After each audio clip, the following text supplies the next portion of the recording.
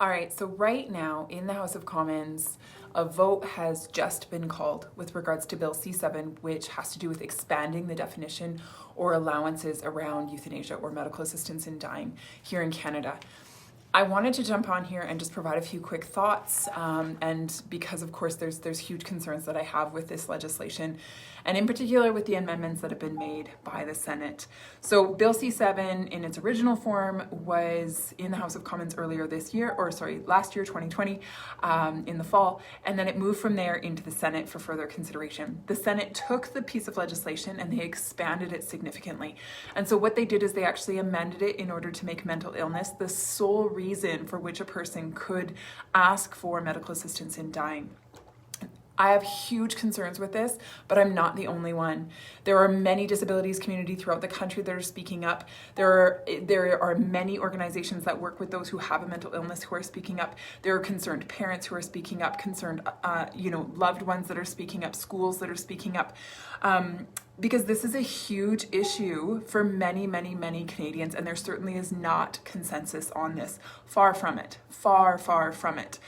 There is greater opposition to this than there is agreement to it.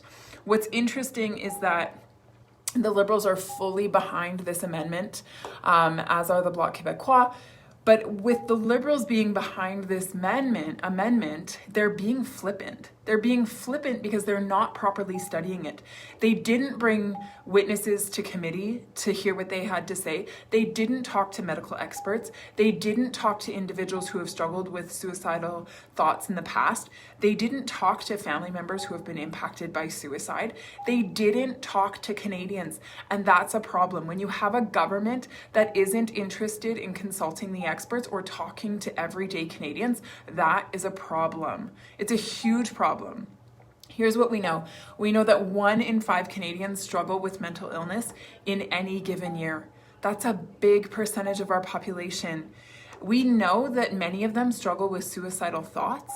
And we know that our traditional way of dealing with that or responding to that has been to fight for them, to contend for their lives. I mean, think about the campaigns that have been run over the years, right? These suicide prevention campaigns. Think about Bell Let's Talk, right? Wanting to take the stigma away from mental illness, wanting to help people find places of recovery rather than an opportunity to end their life.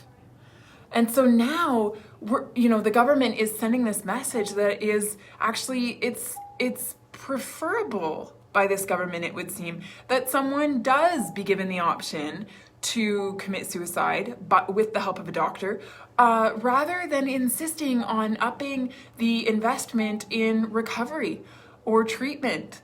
And it's just wrong. It's just so wrong. I mean, it's an incredible devaluation of human life. You know, the Canadian Mental Health Association, they spoke out about this, and I'll read you their quote. They said this, the Canadian Mental Health Association, they said, as a recovery-oriented organization, CMHA does not believe that mental illnesses are irremediable.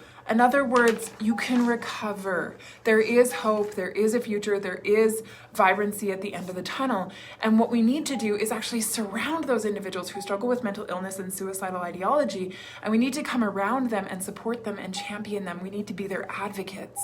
There's been a number of individuals who have spoken up who did struggle with suicide and a number who have attempted suicide. And they said, in that dark time, what I needed more than anything is for people to come on side and remind me that it's worth living. I needed people to give me hope. I needed people to affirm me. I needed people to remind me that I'm wanted, that I have a place of belonging. Now imagine the message that's going to be sent when people can access medical assistance in dying purely because they have a mental illness.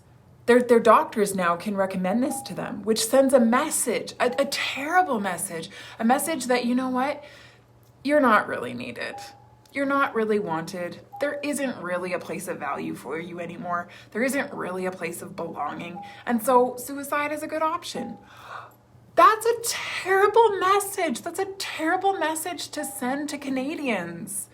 And so I have to speak up about this, because it is so, so wrong. Every single individual is born with incredible value, complete dignity, and deserves to be respected and honored and cared for. And when they're going through a low time, they deserve to be contended for. And so it's our responsibility as fellow Canadians to come on side and to fight with them and for them. When legislation like this is brought forward, and after it passes, a massive message is sent to the Canadian public, and that is suicide is an option. Suicide is an option.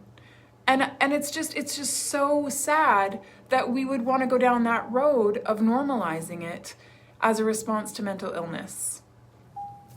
All that to say, as we head into this vote, I will certainly be voting against this amendment that was brought forward by the Senate and against Bill C-7 in its whole, or as a whole.